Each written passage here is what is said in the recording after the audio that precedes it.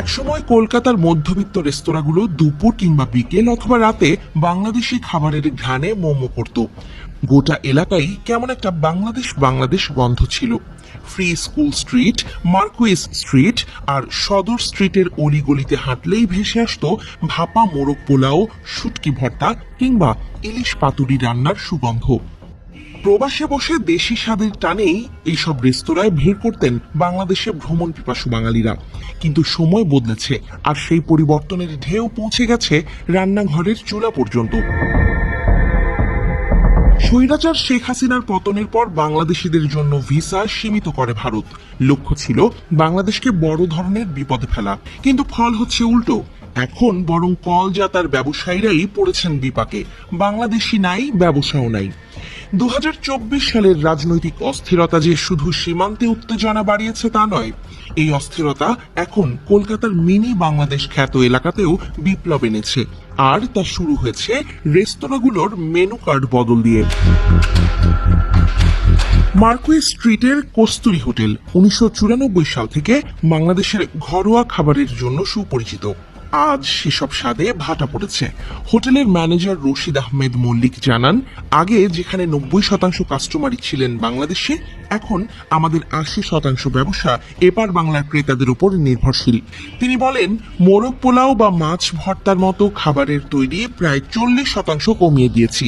এখন আমাদের নতুন অতিথিদের কথা মাথায় রেখে চাউমিন, তন্দুরি চিকেনের মতো ফিউশন আইটেম রাখছি। এই গল্প শুধু কস্তুরীতেই থেমে নেই। সদর স্ট্রিটের ভোজ কোম্পানির চিত্র একই রকম। রেস্তোরাঁর ম্যানেজার সুবীর দাস বলেন, আগে প্রতিদিন 15টা ইলিশ কিনতাম, এখন একটা বা দুইটাও অনেক সময় বিক্রি হয় না। আগের 1/3 কাস্টমারও খুঁজে পাওয়া মুশকিল। তবুও তারা বাংলাদেশি খাবার একেবারে তুলে দেয়নি, তবে ক্রমশ এপার বাংলার আইটেম আর কিছু চাইনিজ পদ বেশি প্রাধান্য পাচ্ছে। কলকাতার এই রেস্তোরাঁগুলোর কর্মীরা বলছেন, তাদের ব্যবসা প্রায় 50% কমে গেছে।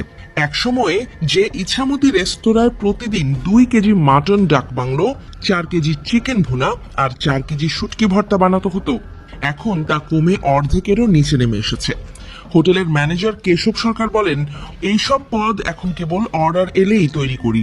অ্যাপেও যারা অর্ডার করছেন তারা তন্দুরি রুটি, পনির মাখানি বা হাক্কা নুডলস বেছে নিচ্ছেন।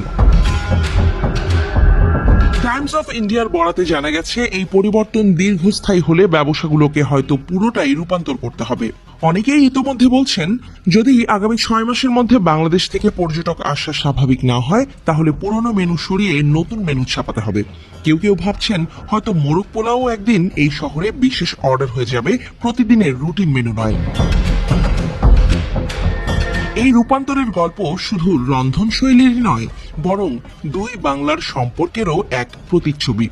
খাবারের মাধ্যমে যে সেতু তৈরি হয়েছিল, সেই সেতু এখন কাঁপছে রাজনৈতিক ঝড়ে। মোদি নিজের গদি বাঁচাতে অনিশ্চয়তার নদীতে ভাসিয়েছেন কলকাতার সাধারণ ব্যবসায়ীদের।